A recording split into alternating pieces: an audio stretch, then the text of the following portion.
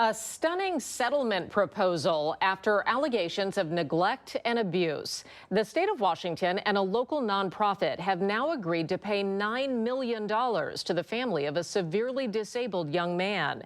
The parents of Jonathan Cross filed a lawsuit claiming their son endured years living in a horrifying situation. Only on KOMO, I spoke with his parents just before that settlement was reached. One of my favorite ones. He was really happy here too. He just looks so cute in this picture.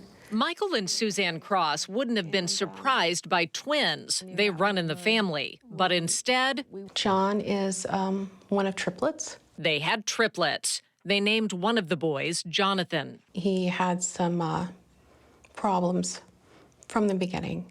It soon became evident Jonathan was severely disabled. He's very vulnerable, completely nonverbal, extremely autistic. With high medical and psychiatric needs, Jonathan's parents say they were unable to raise their son on their own. We're going to get older, and how are we going to care for him? But at some point, you have to entrust their care to an outside agency or somebody to take over. Around age 12, Jonathan moved into state care in Spokane, and he thrived. High school photos show him smiling, tasked with a regular job delivering balloons to classmates. Michael and Suzanne describe him as popular and outgoing. When Jonathan turned 21, he graduated high school and aged out of his youth home placement.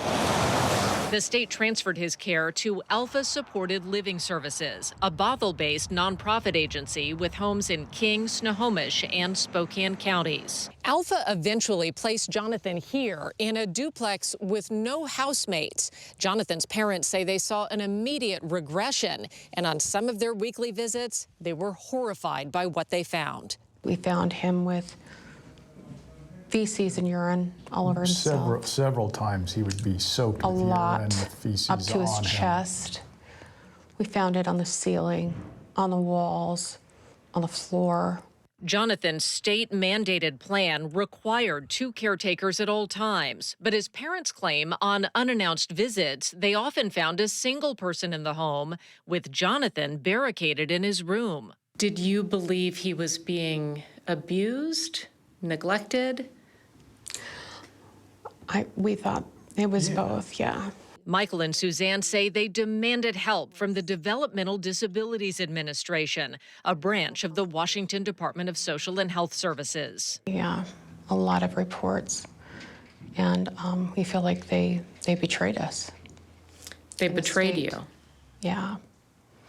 They didn't look out for him, and he's vulnerable, he can't speak. So yeah, it was pretty horrible.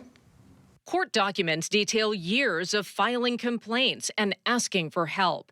The Crosses then filed a lawsuit against Alpha and the state. David Moody is their attorney. It's the law that they must monitor to make sure the services are being provided, and DSHS wasn't doing that. DSHS was writing check after check after check, and Alpha was cashing the checks but not providing the service. In 4.5 years of Jonathan staying at the Alpha facility, the state, our taxpayers, paid Alpha $2.5 million.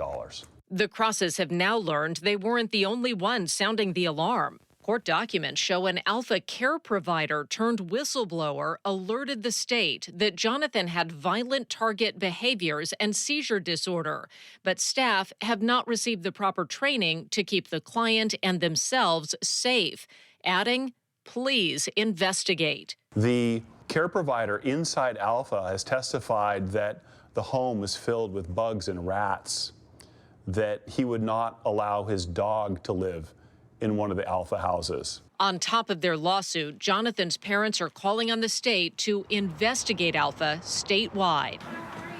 Jonathan is still under the state's care, but he's moved to a different facility. His parents see glimmers of a better future. The place he's in is better, more stable, and we'll see him come back around to his old self, more open and interactive. That's our hope. It's going to take a long time.